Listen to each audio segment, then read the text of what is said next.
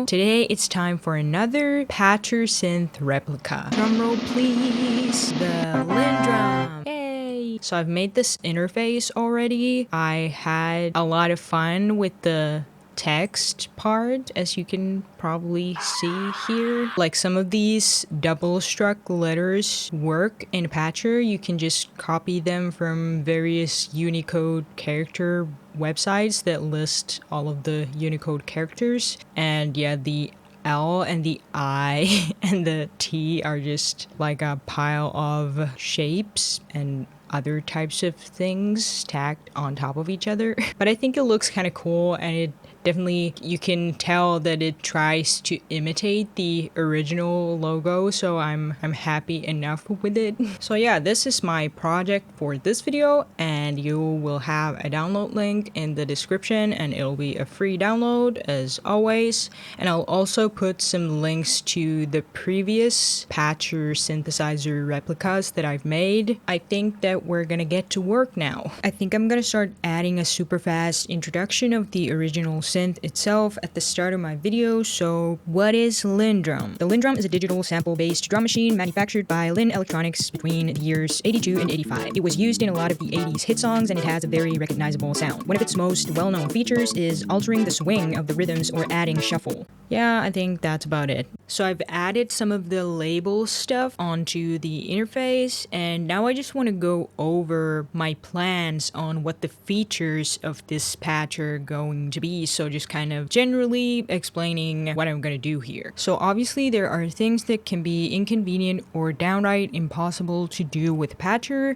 It's not exactly a synth designing tool, but I think that I can come up with some cool solutions. So I was thinking of having two modes, just like the real LinnDrum, a recording mode and a programming mode. So the programming mode would just be using this patch like a regular plugin, programming your drum patterns in the step sequencer, and using the master swing fader to add shuffle. But then it would also have a looper mode, and you could record a few separate loops into their own slots or patterns. The slots could have their own mixers so that you can turn them on or off, and then you could also delete a loop from a selected slot. I might try to figure out how I could quantize it so that when you're playing it'll land on a grid, but if that doesn't work out, it'll just be freeform recorder.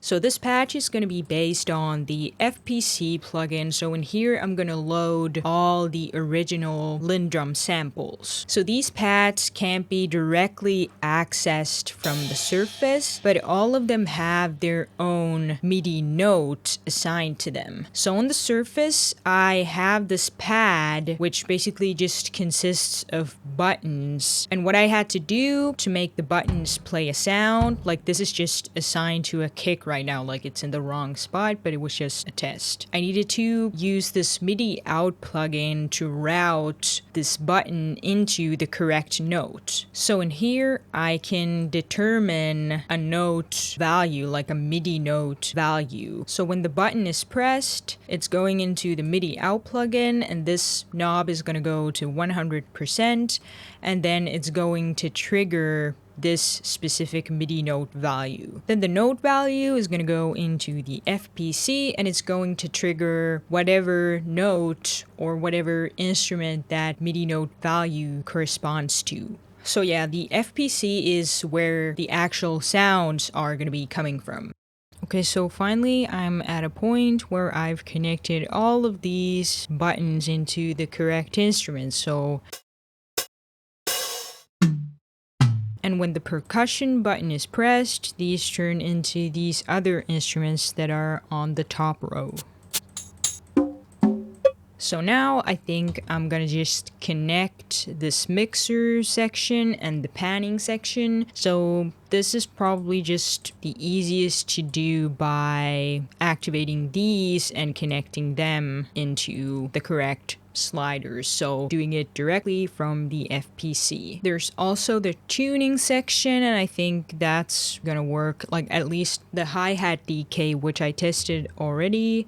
There's like this little ADSR envelope in here that I can use to make that work. And there is some kind of a tuning knob. Oh, there's like a master tune as well.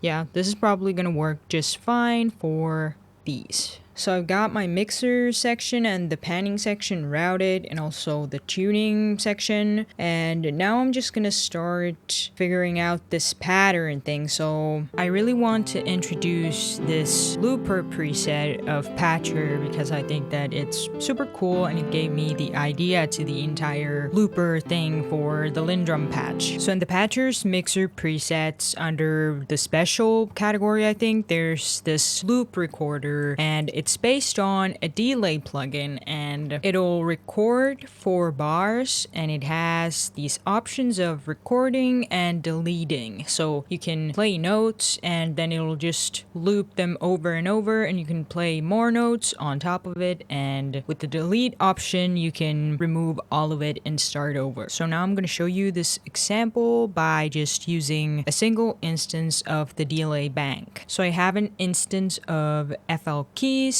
and that's routed to a mixer track, and in here I have the delay bank plugin. So when I have the feedback volume at 100%, what's going to happen is that this delay plugin is just going to repeat whatever I'm playing at the same volume indefinitely. And the time slider here, of course, determines how fast the delay is. And the delay bank plugin has a maximum time of 16 beats. And this will change relative to the tempo. So if my tempo was like 105, then this maximum time or length will be 16 bars at a tempo of 105. So let's see what happens if I just play this FL keys. So you can hear that it just loops on. And then if I press stop, or if I move this time knob, the recording will disappear. So this is essentially a way of saving a signal temporarily, because it kind of gets stuck inside of the delay plugin. And by controlling this input volume, I can also turn off the recording. So I need to set this to be 0%, which in these knobs, like these are bipolar knobs, and the maximum is 125%. But in the middle, it's 0%, as you can see in the corner there. So I'm just gonna do a little test. So I'll play something, set that to 0.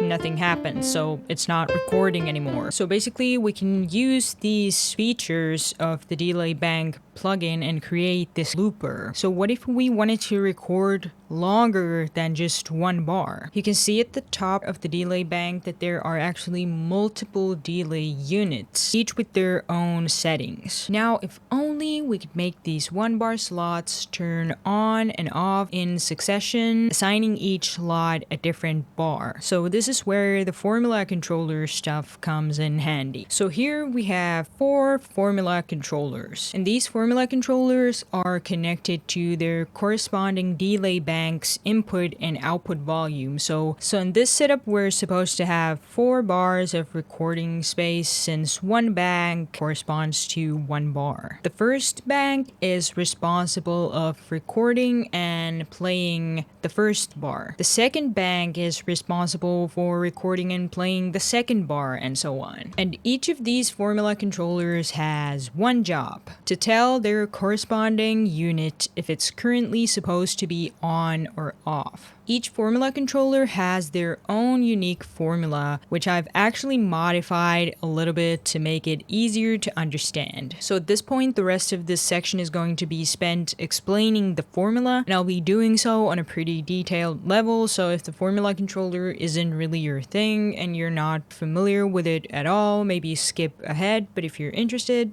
please do stick around. When I move the song position, you can see that the output of the formula controller is always either 1 or 0.5. Just remember that the delay bank volume knobs are bipolar, meaning that the 0 volume is actually at the center of the knob, so at 0.5. So this is why it doesn't just go to 0, so like 1 is on and 0 is off. So how do these formula controllers know what song position we are currently at? This is achieved by incorporating this song time function. So the song time function can get the song position in beats. But what is this formula actually doing? I'm going to start with the most abstract but easy to understand explanation. The first formula is saying if current beat is equal to or greater than 0 and also lesser than 4, output 1. Otherwise, output 0.5. And the second formula would be saying if current beat is equal to or greater than 4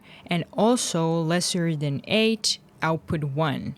Otherwise, output 0.5. And as you can see, the rest of the formulas follow the same logic. Now let's get into a bit more detail here. This entire thing is called a case function. It takes 3 input values. If the first is equal to 1, in other words true, the function will output the second input value. If the first input was not equal to 1, in other words false, the function will output the third input value. If you're familiar with programming, this is analogous to an if-else structure. So let's look at this condition more closely. So this part here is the condition that needs to be true in order for this case statement to return 1. And if it's not true, it'll return 0.5. So in here is a function that's called a fractional part, and it returns a value without its integer part. So if I were to put 6.5 into the fractional part function, it would give me 0.5. But if I put 8.5, it'll still give me 0.5 because it just always gets rid of the integer and gives you the remaining decimals. So the reason that this function needs to be used is to make the 4-bar recording loop over and over again as the song progresses. Just think about it, if your song is longer than 4 bars, song time will just become a higher and a higher value as the song goes on. So after 16 beats, it'll be greater than 16 all the way to the end of the song. So how do we make the 4-bar sections restart? Inside of these fractional part functions,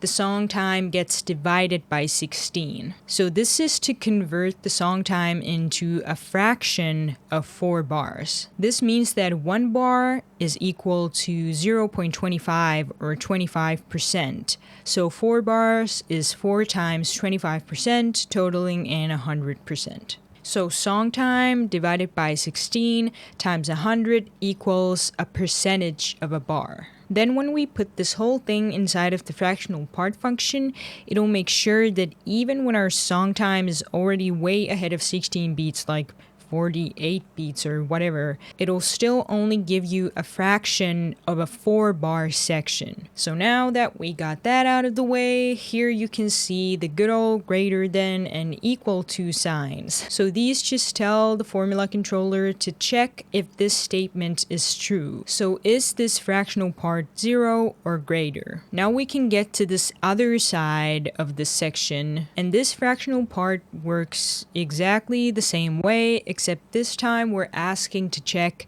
if it's lesser than 0.25. This just means that we're checking if it has hit the first bar mark yet, in other words, 25% of 4 bars. And finally, why are these two parts multiplied together? So multiplication is the equivalent of the logical operation AND, and in programming it would be this operator. This means that both of these conditions inside of their own brackets need to return 1 for this entire first input to be 1. So if either of these is false or 0, the product will always be 0 because anything times 0 is 0. So both have to be true for the entire thing to return true. And finally, in each formula controller, we just need to change the percentages to be correct. So after every bar, these percentages or fractions always add by 0.25. So there's 0.5 and 0.75, and then in the last one, it's 0.75 and 1. So the reason that I chose to modify these original formulas was that the original is kind of a more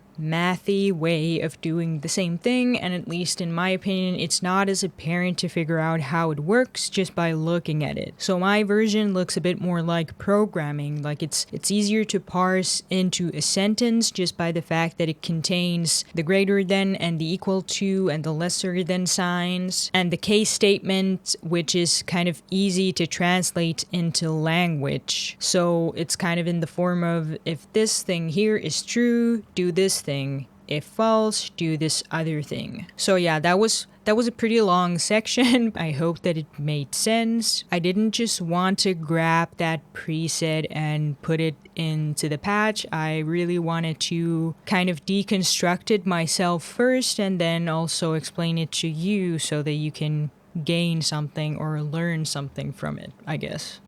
I had to fix up this loop selector a little bit. These formula controllers are responsible for turning the specific loop slots on or off. So what happened was that for some of these, like this option 4 that is supposed to be enabled at 60% or 0.6, it for some reason didn't work with the if equal to and then a and 0.6. So I guess that even if this value shows 0.6, it has to be over that, because if I change this to be 0.6, it's going to return false even when this is equal to 0.6. Like it says 0.6 here and it says 0.6 and even 600 right here, but it still doesn't return true. But you can still clearly see that the percentage value, like it is 60%, so it's kind of weird. So I need to put 0.61 and hit compile, and now it returns 1. I was thinking of just adding some plugin, like maybe something that could play a sample, or maybe just like a citrus. Yeah, I think that's what I'm gonna do. So I'm just gonna design some kind of a digital click sound. I think that the original is just like this very short digital knock sound. Yeah, I think this will probably be just fine. This will be our click sound, and then I think I just need a MIDI out plugin and then a formula controller, because I need to create the thing that drives the click sound. So I have this click here that is based on the song time. So what I was thinking is a freeform click, so that if you want to record one bar into the looper without the song playing, you can use the click. I think I'm just gonna drive the freeform click forward with a peak controller. So I could just set this to be square and I'd be done. So just connect that into the MIDI out.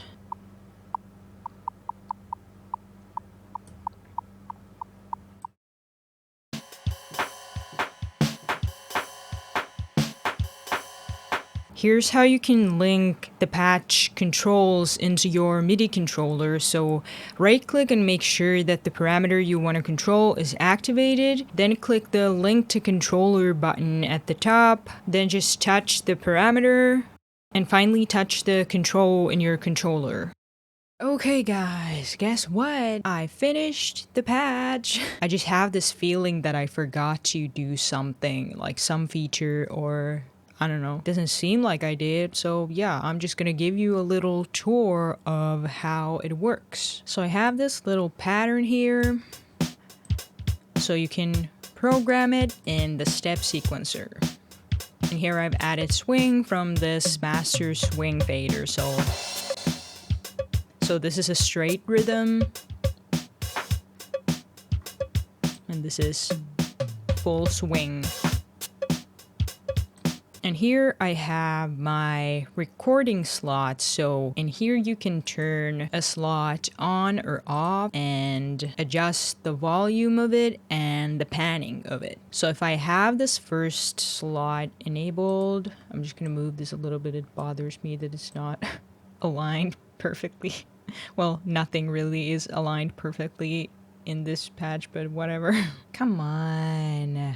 Well, it's not really any better.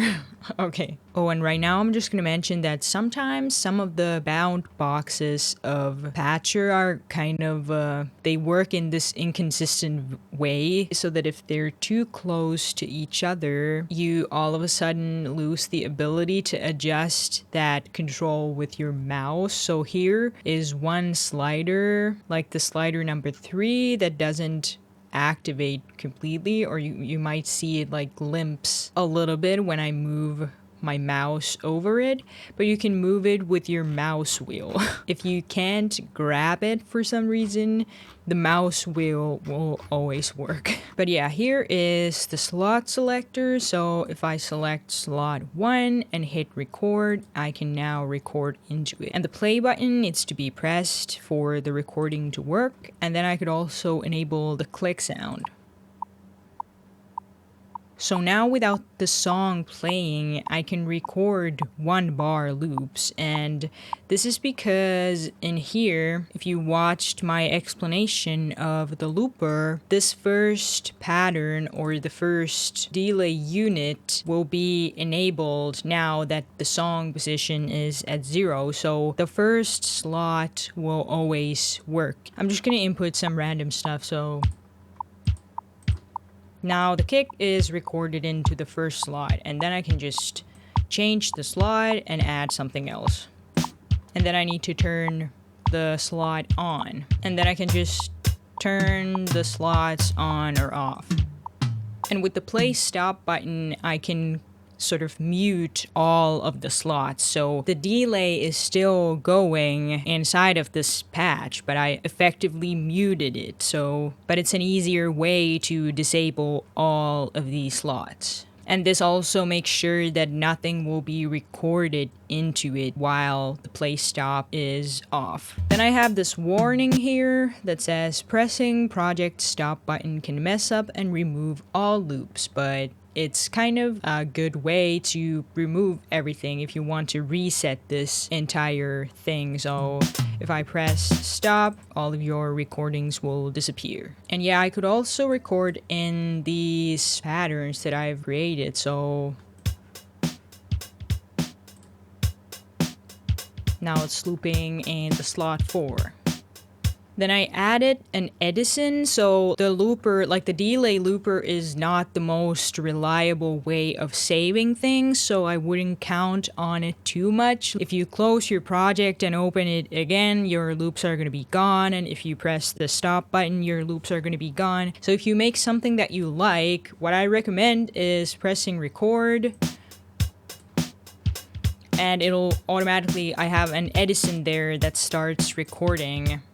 And then you can just stop your recording and later just go into this Edison and get your sample out of here and then like chop it in Slice X or directly in Edison. I'm just quickly going to show how the recording works when you have a pattern playing. So I'm just going to make a pattern that has the length of 4 bars. Yeah, it should be working now. And now it'll record for 4 bars.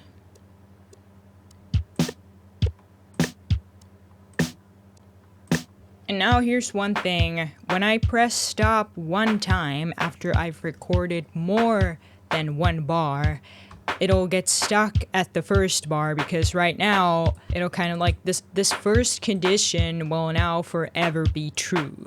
So it doesn't change the bar anymore. But when I press stop again, it'll get rid of all the loops. And yeah, playing this with a MIDI keyboard is kind of a must, like the clicking thing is pretty inefficient. But yeah, the pad is just, you can review the sounds and you can adjust the sound volume. So here in the mixer, I could like adjust my kick level and then kind of review it.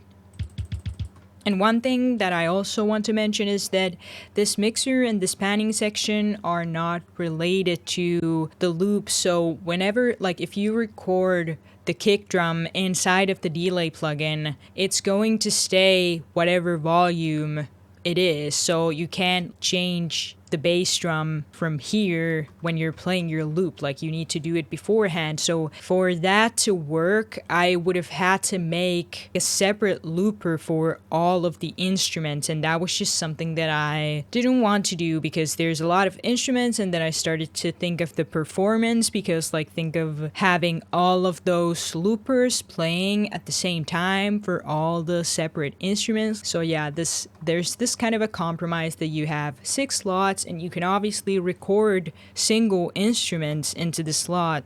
So you could record your bass drum here, and then you can adjust the slot's volume and panning. So yeah, that's kind of how I solved that issue. I also added a snare decay because I find that sometimes it's nice to adjust your snare to be a little bit shorter and snappier. So yeah, you can adjust the decay here. One thing about the click is that it's automatically set to be synced with the project tempo. So now at first it'll be out of sync, but if I press play, you can hear that it synchronizes with the project click. So now you have a click that you can adjust the volume of and the panning of if you wish to do that. I'll just quickly go over this map side as well. So in here I have this MIDI routing patch, which is like a patcher inside of patcher. So this MIDI routing patch just kind of takes care of all of that routing stuff and sending the button signal to the right place at the right time. Then there's the FPC, where I've just loaded all the samples. And if you're playing with a MIDI keyboard, these will work with the velocity of your MIDI keyboard. So, and here are all the separate loopers, and they are just the looper patches that I introduced earlier in this video, and there's just a separate one for each looper slot. Yeah, I don't know if there's really anything else to say about it. That's it for this video. Thank you so much for watching, and please like it if you thought this video was interesting,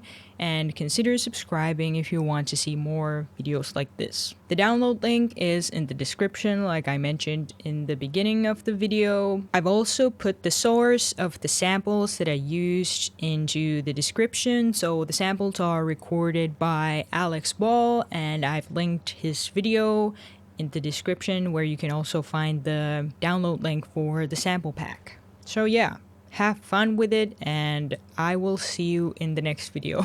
Bye!